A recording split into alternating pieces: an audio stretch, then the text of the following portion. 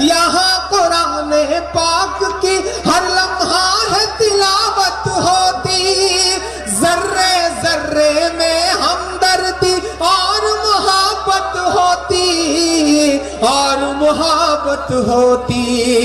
کبھی نہیں ہو سکتا قتل عام مدرسوں سے، مت جوڑو آتنکواد کا نام مدرسوں سے، کوئی الزام مدرسوں سے۔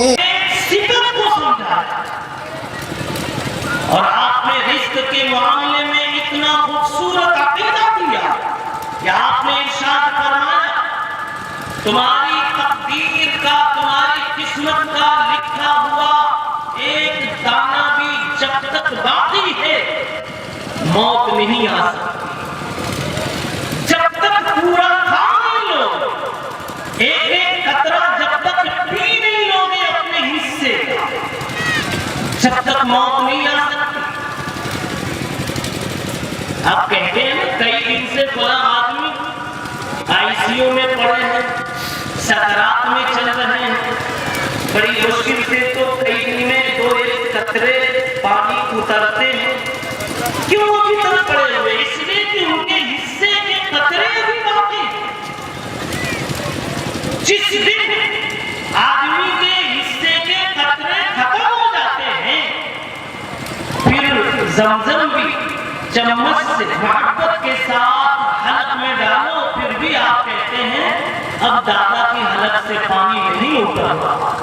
بات یہ ہے کہ آپ جو پانی ڈال رہے ہو ان کے حصے کا نہیں ہے۔ جب یہ نظام ہے، شریعت نے یہ یقین کیا، یہ علم کیا ہے کہ تقدیر کا لکھا ہوا کہیں جائے گا نہیں، اور تقدیر میں نہیں ہے تو کبھی آئے گا۔ تو جب یہ نظام اللہ کی طرف سے بنا ہوا ہے، بتاؤ کبھی بندہ جھوٹ کے دروازے پر دکھے گا، جھوٹ کی روزی پسند کرے گا؟ میں کیوں جھوٹی روٹی کھاؤں جی؟ اللہ نے میرے حصے میں اگر لکھی ہے روٹی تو آگے رہے گی، جھوٹ بولنے کی کیا ضرورت؟ یہ ساری بے احتیاطیاں بدعنوانیاں اس وجہ سے ہوتی ہیں اللہ کی صفت رزاقیت کا علم۔ اب مدرسے میں یہ علم دیا جاتا ہے۔ آپ بات کو ذرا سمجھنے کی کوشش کریں، زندگیوں میں چین کی نیند آپ کو آئے، غربت میں بھی آپ سکون سے جیے۔ جو مقدر میں نہیں وہ ملنے والا نہیں، آج جو مقدر میں ہے وہ رکنے والا ہے۔ آپ نہیں ہاتھ اٹھائیں گے اللہ آپ کی نہ روزی پہنچا دے گے، یا اللہ آپ کو حرکت میں لائیں گے، آپ کو وہاں تک پہنچا دے گے۔ ایک ڈاکٹر صاحب تھے، ان کا کہیں لوکل پلین کا سفر تھا۔ ایسا تصور کر لیجیے دلی سے بمبئی کا یا بمبئی سے دلی کا، فلائٹ کا ٹائم قریب ہوا تو اس وقت ان کے بچے نے چنا کھیلتے کھیلتے ایک چنا اپنی ناک میں پھنسا دیا۔ اب وہ سوچنے لگے میں بچے کا اگر علاج کرتا ہوں اتنے میں فلائٹ چھوٹ جائے گی، اور اگر کچھ نہ کروں تو بچے کو بھی جانا یہ چلاتا رہے گا۔ انہوں نے طے یہ کیا کہ چلائے تو چلائے، فلائٹ چھوٹنی نہیں چاہیے، 1.5-2 گھنٹے کے بعد اس کا علاج کریں گے۔ تو ویسے ہی لے کر جہاز پر بیٹھ گئے، اگلی جگہ جہاں اترنا تھا اتر گئے۔ میزبان کے گھر جیسے ہی پہنچے تو اس بچے کو چھینک آئی تو چنا باہر آ گیا۔ وہیں ایک مرغی ٹہل رہی تھی، مرغی نے فوراً وہ چنا کھا لیا۔ کچھ بات سمجھ میں آ گئی؟ کہاں کا چنا اور کہاں کی مرغی؟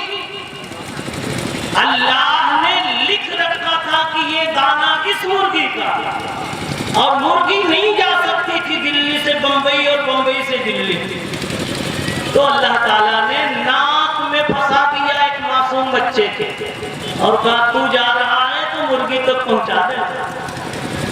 یہ یقین قرآن کے علم سے آتا، مدرسوں کی تعلیم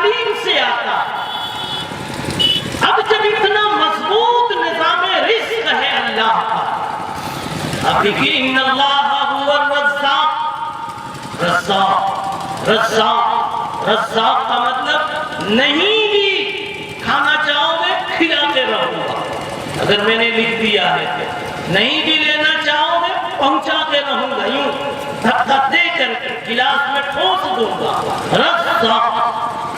और कहा जब मैं भेजने पे आऊंगा कोई रास्ते में लूट नहीं सकता, छीन नहीं सकता, और सामान कहीं का कहीं पहुंच जाए ऐसा नहीं हो सकता। दुल कुव्वतिल मतीन, खुदाई ताकत का कौन मुकाबला कर सकता? बेशक। इसलिए आपकी रोजी आप क्या पहुंच के रहे।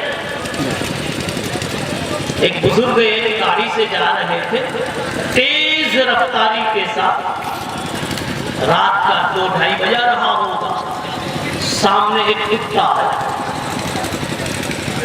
ऐसा लगा कि गाड़ी कुत्ते पर चढ़ गई, लेकिन चढ़ी नहीं थी, कुत्ता बच गया था। ड्राइवर तेजी से भागा, आगे चलकर कोई खाने का होटल आया, वहां चाय पीने की गरज से गाड़ी रोकी गई। जैसे ही गाड़ी रुकी तो वही कुत्ता वहां गाड़ी के पास खड़ा हुआ नजर आया, गाड़ी से उतरा। अब गाड़ी पर था कहां, मालूम हुआ कि गाड़ी के अगले हिस्से पर वो कूद कर बैठ गया था जहां प्लेट वगैरह लगे थे। अब जब होटल के पास आया तो होटल के पास रात की कई रोटियां बोटियां हड्डियां पड़ी हुई थी, कुत्ते ने खाना शुरू कर दिया। बात क्या समझ में आई? अल्लाह ने इस कुत्ते की रोजी यहाँ होटल के पास में लिखी थी तो अल्लाह ने 4 व्हीलर पर बैठा करके यहाँ पहुंचा दिया, खिला दिया। यही एक सिफत समझाने के लिए कुरान पढ़ाया जाता, कुरान पढ़ाने के लिए ये मदरसे खोले जाते ताकि इंसान को समझ में आए कि अल्लाह का निजाम कितना मजबूत। ये मैंने खुदा की एक सिफत को लेकर के समझा।